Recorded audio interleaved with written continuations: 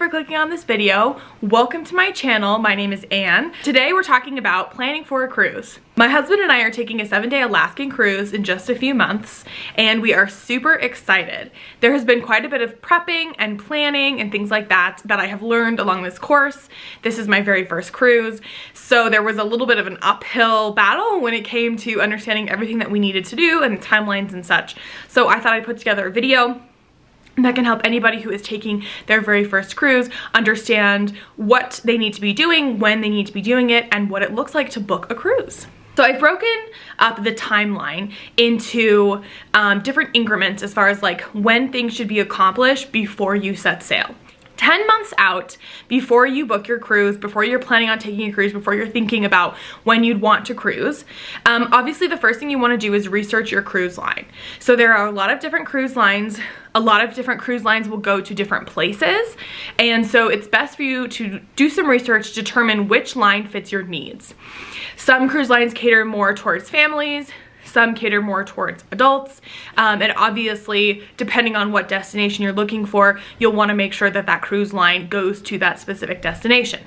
The next thing that you're going to want to do is you're going to want to pick the days that you're looking to go. So first, the first step there is to research the best times to go to your destination. For example, we're going to Alaska, and of course the summer months are the best time to go to Alaska because it's warm, sunny, etc.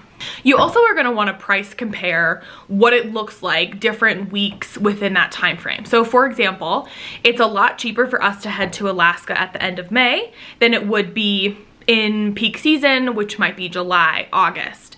So take a look and determine which weeks of the month are most affordable, price compare, and then obviously pick which one works best for your schedule. And last but not least, when you're booking your cruise, try and book it around a holiday. They often have sales. They have sales for Black Friday, Christmas, President's Day, all those kinds of things. So if you are searching for a cruise at that time, you will more than likely get a deal. Sometimes the price of the cruise is cheaper. Sometimes you might get an onboard credit. You might get additional excursions thrown in, but basically try and book the cruise when they have some sort of sale going on. On top of that, now that you've booked your cruise, you'll want to look at payment schedules and what that looks like.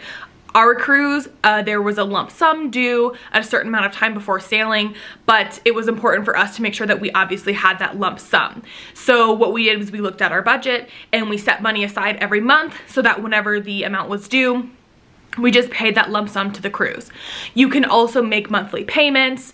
You know, you could make quarterly payments, whatever works for you, but take a look at your budget and figure out how much money you need for that cruise. And if you don't currently have that saved, plan that out so that you have that saved by the time that deposit is due. Now, at the 8-month mark, you need to be booking your excursions. So excursions are the little things that you do in port days that basically make your trip as fabulous as it can be. So when you are booking your trip, it will tell you which days you're going to be in which port, and it will show you which excursions are available. So take some time to determine what excursions work for you, what kinds of things do you and your family want to do, and then book those excursions. My top tip here is make sure you don't overbook yourself. It can often be really easy to book 3 or 4 excursions in one day because you're excited to see everything, but keep in mind that a lot of these excursions may take a long time. They may last several hours, and you don't want to spend your vacation running around and not being able to enjoy yourself or the cruise ship. Next thing you'll want to do is make your dining and spa reservations. If you're planning on dining on the boat, then you'll want to make sure that you're booking those reservations ahead of time before they sell out. Same thing with any sort of special onboard activities like theater, spa, anything like that. Make sure you book it ahead of time. And the last thing you'll want to do is book any packages. They offer Wi-Fi packages, drink packages, lots of other kinds of things like that. So if you're planning on purchasing one of those, I would recommend booking it at that 8-month mark as well. Okay, now we're 6 months out. So what should you do at the 6-month mark?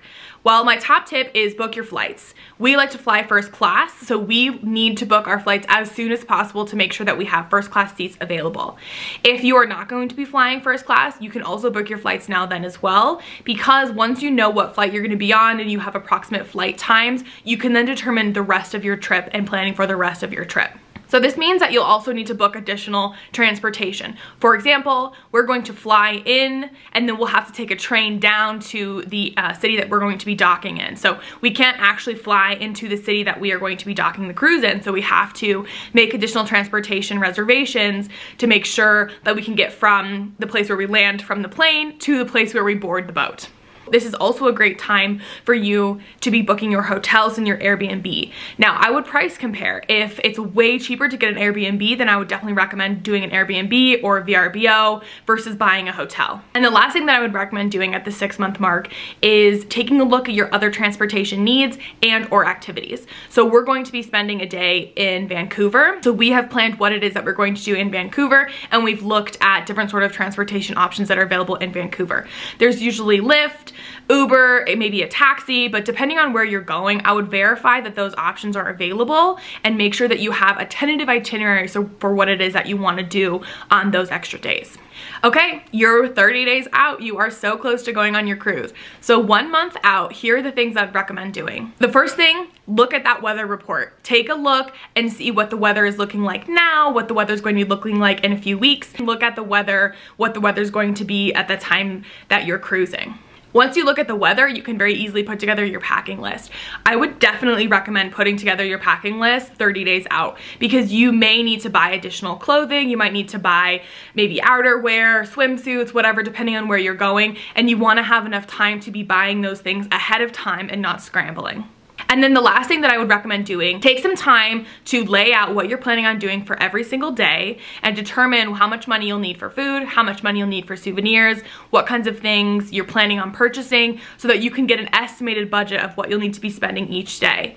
This way you can have a realistic understanding of how much money you're going to need to take with you on the cruise. And then lastly, just some additional things. These don't have a time limit associated with them. Make sure that you are getting your currency exchange before you leave. We're going to Canada and I believe that they take American dollars, but we're still going to get Canadian dollars because I want to make sure that we have the currency of the country available. You can often do currency exchange at AAA offices, your bank may do it, but I would definitely recommend doing that currency exchange before you leave. Next, you might want to look into travel insurance. You can most likely get travel insurance with your travel agent if you've used a travel agent. There might be other options out there. If you're interested in booking travel insurance, don't forget to do that. The last top tip that I would recommend is check to make sure that your phone will work. So sometimes you might need to get an additional SIM card. You might need to call your phone company, ask them about, if they work in different countries, but you would definitely not want to be stuck in a different country not having phone service. So make sure that your phone, your data plan, whatever, you can connect to Wi-Fi. Make sure that you have some means of communication in the country that you're traveling to. All right, those are my top tips for planning for a cruise. I hope you enjoyed. I will, of course, document our Alaska cruise. You will be bombarded with Alaska content, so if you are interested in what it's like to take an Alaskan cruise, I will have all of those details for you. If you have any other tips that you think would be beneficial, please drop them below in the comments. This is, like I said, our first cruise, so we're kind of learning as we go here. If you have any questions, drop those in the comments as well, and let's get cruising, folks.